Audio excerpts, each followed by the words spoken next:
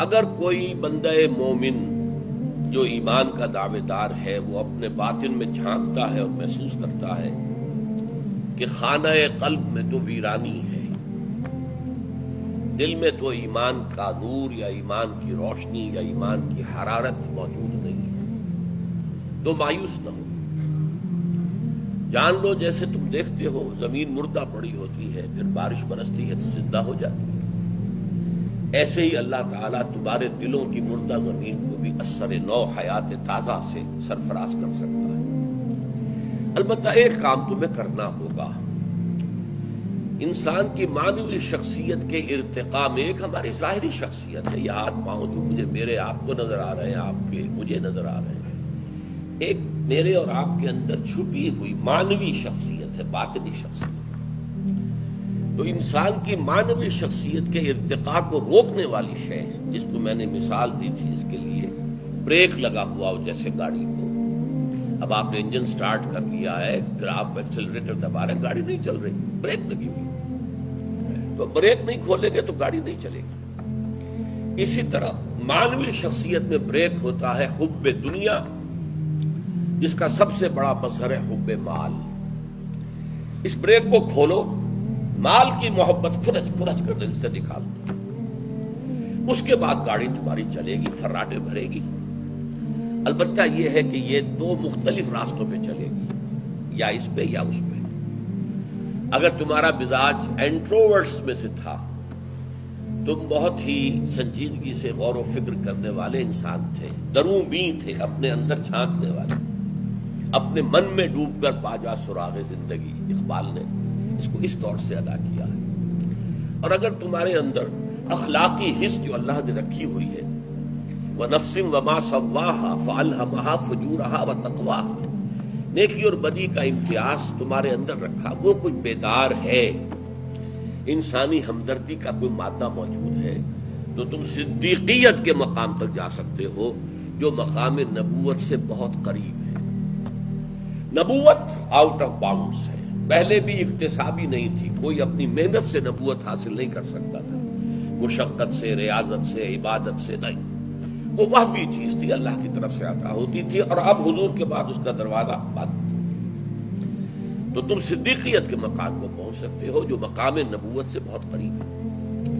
اگر تمہارا مزاج تھا ایکسٹروورٹس، کھیلنے کودنے والا، بھاگنے دوڑنے والا، خام خواہ کو لڑائیاں بھی مول لینے والا، جاتے ہوئے کہ کسی کو دھکا مارنے والا، پھر دل بھی ایسا لا ابالی سا، کوئی پرواہ نہیں، کوئی دکھ میں ہے تو ہوا کرے، کوئی تکلیف میں ہے تو ہوا کرے، مجھے کیا۔ اور یہ کہ وہ انسان کی جو حس بھی جو ہے وہ اندر سے محسوس ہو کہ وہ کچھ ختم ہوئی ہوئی ہے۔ لیکن اب اگر مال کی محبت کی بریک کھل جائے گی تو دوڑو گے، اور دوڑو گے شہداء کے مقام تک پہنچ جاؤ گے۔ اب صدیق وہ ہے کہ جو قبول ایمان میں سبقت کرتا ہے، فوراً آگے آتا ہے، دیر نہیں لگاتا۔ یہ جو دوسرے ہیں شہداء، ان کو اس میں تو دیر لگ جاتی ہے، اس لیے کہ طبیعت میں وہ مزاج ہی نہیں، غور و فکر کا، سوچ بچار کا مادہ ہی نہیں، اخلاقی حس مردہ ہوئی ہوئی ہے۔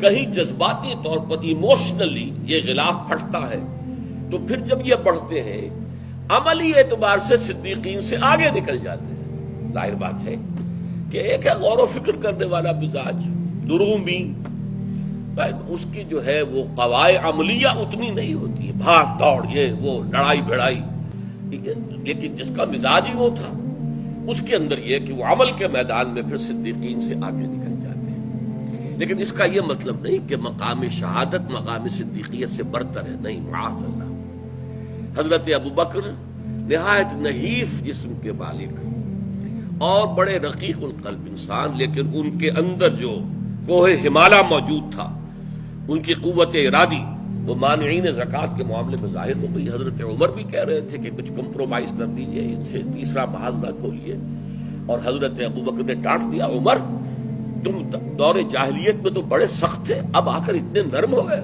مجھے یہ مشورہ دے رہے ایبدل الدین وانا حی، میرے جیتے جی دین کے اندر ترمیم ہوگی؟ نہیں ہو سکتی۔ اگر کوئی میرے ساتھ نہیں جائے گا تو میں اکیلا جاؤں گا۔ اب یہ عظیمت کا پہاڑ ابوبکر میں تھا، لیکن اس کے اوپر وہ رقت قلبی، وہ جو ایک ذاتی نیکی، وہ انسانی ہمدردی، یہ چیزیں جو ہے ان کا خلاف زیادہ تھا۔ جبکہ حضرت عمر، حضرت حمزہ وہ ایمان لائے. صدیقین تو بہت سے موجود تھے پہلے جو ایمان لا چکے تھے، عشرہ مبشرہ کے اکثر لوگ جو ہیں وہ صدیقین میں سے، لیکن یہ کہ وہ جرأت اور ہمت ابھی مسلمانوں میں نہیں تھی کہ وہ کھل کر آئیں اور بیت اللہ میں آ کر، حرم میں آ کر نماز پڑھیں. یہ حضرت عمر اور حضرت حمزہ کے ایمان لانے کے بعد یہ صورتحال پیدا ہو. تو ایک تو یہ ذہن میں رکھیے، لیکن رتبہ یقیناً شہداء کا کمتر رہے گا صدیقین سے. آخری بات میں کہہ رہا تھا، مجھے توجہ منعطف کرائی گئی کہ وہ بات رہ گئی. میں نے کہا تھا ایمبیورٹ لوگ یہ بہت شاذ جن میں یہ دونوں چیزیں، قوائے فکری، قوائے ذہنی اور انسان کے اندر کی حس نیکی کی اور بدی کی فرق کی یہ بھی موجود، اور بھاگ دوڑ، سعی، جہد، جد و جہد یہ بھی موجود، اور یہ انتہائی متوازن ہوں.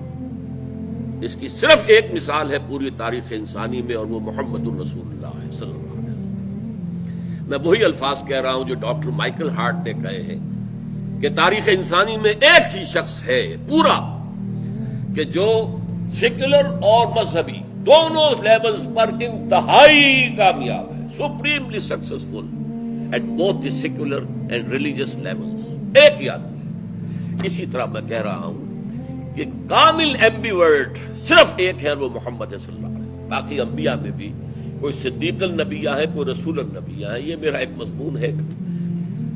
ایمبیورٹس البتہ اچھا ایک معنی میں جدید سائیکالوجی میں ایمبیورٹ جو ہے اس کے اندر اندیشہ ہوتا ہے. یہ جو توازن ہے یہ ذرا سا اگر کہیں ڈسٹرب ہو جائے تو انسان ذہنی مریض ہو جاتا ہے. اس توازن کا برقرار رکھنا آسان نہیں ہے.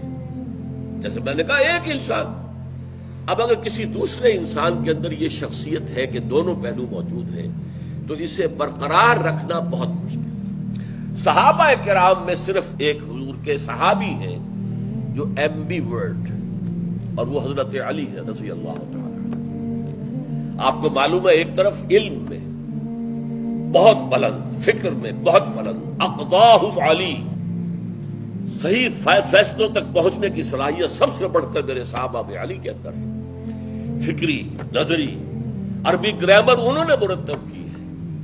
بہت بڑے شاعر، بہت بڑے خطیب. ساتھ ہی میدان جنگ میں ان کے جوہر، ان کے تلوار جو بھی جوہر دکھاتی تھی وہ سب کو معلوم.